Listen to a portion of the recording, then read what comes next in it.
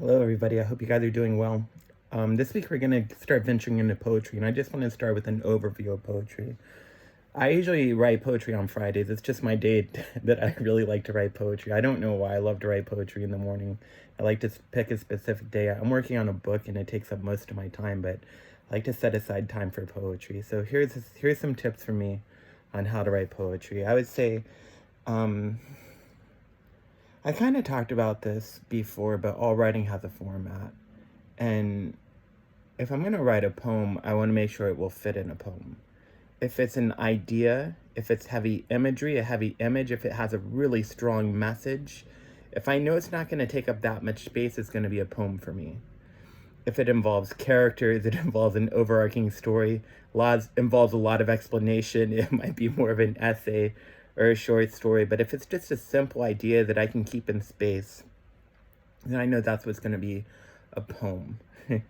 And another thing about poetry, it should be moved by emotions. It should be something that you really feel deeply about. I've written poems about my mother.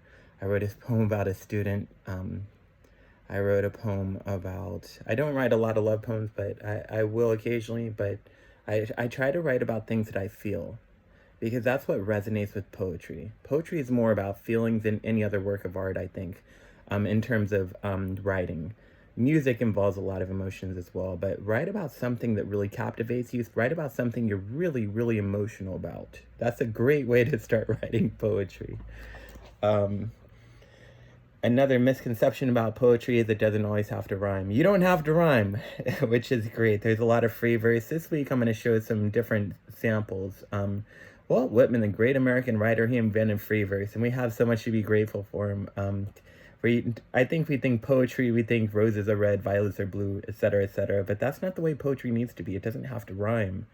Um, for me, it depends on the poem. If I have a rhyme to it, then I'll do it. I wrote a children's book not too long ago, and I wanted to set it to rhyme. If originally I didn't, but everybody's like, you write music, you have to make this rhyme. So I spent a lot of time making it rhyme. And then I wrote a slam poem, and I just wanted doing 16 bars like a rap song, so I made those rhyme. But a lot of times I won't rhyme. I prefer not to rhyme because it just makes the sentences more natural for me.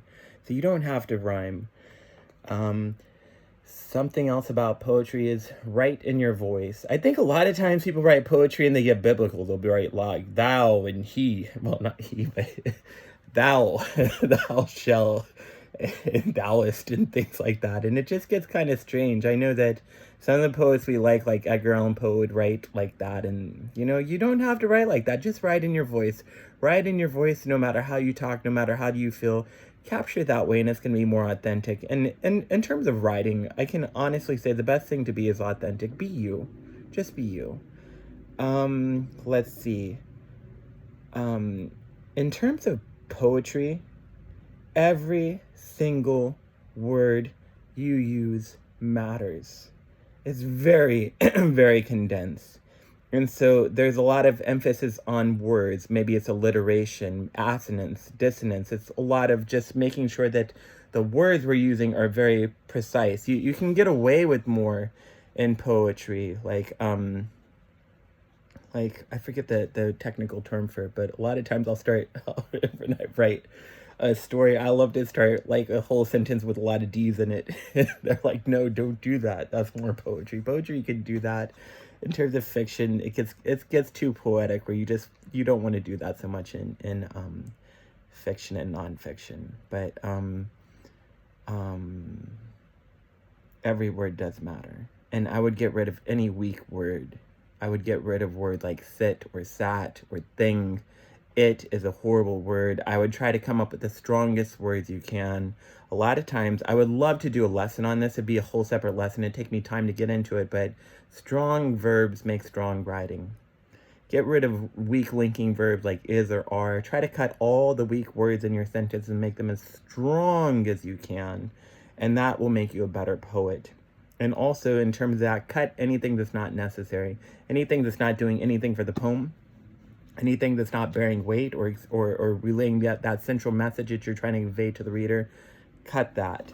Also, avoid clunky passages. If it's too clunky, And I do this a lot, especially in the first draft. I'll make something super clunky and I'll read it back. I'm like, I don't even know what that means.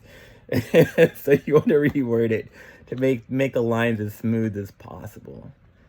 Sometimes when you read it back to yourself or you have somebody read it out loud to you, you may not realize how clunky it is until you hear it. But I think sometimes it's good to record, maybe record your poem and then hear it back, hear it played back, and then you can really hear those passages that you might not be able to hear otherwise.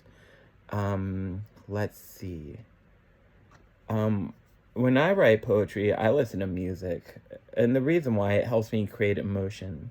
And I'm kind of weird. I'm not saying do this. I think listening to music can help. But a lot of times I'll listen to the same song over and over. I'm not listening to the song at all. I'm just focused on the writing. I do that a lot, actually, where I'll play a sad song and I'll just keep looping it over and over and over again. It's kind of crazy. At the end of the day, I'm crying. I'm like super sad. But I'm trying to capture that emotion. And by hearing it constantly in my head, I'm trying to put that emotion into paper. When I'm writing fiction, like if I'm writing a really fast scene or something like that, listen to like I don't know, like Rage Against the Machine or something really strong to try to get that energy. So I try to take the energy from other arts, especially music, especially when I'm writing poetry, and put it on the page.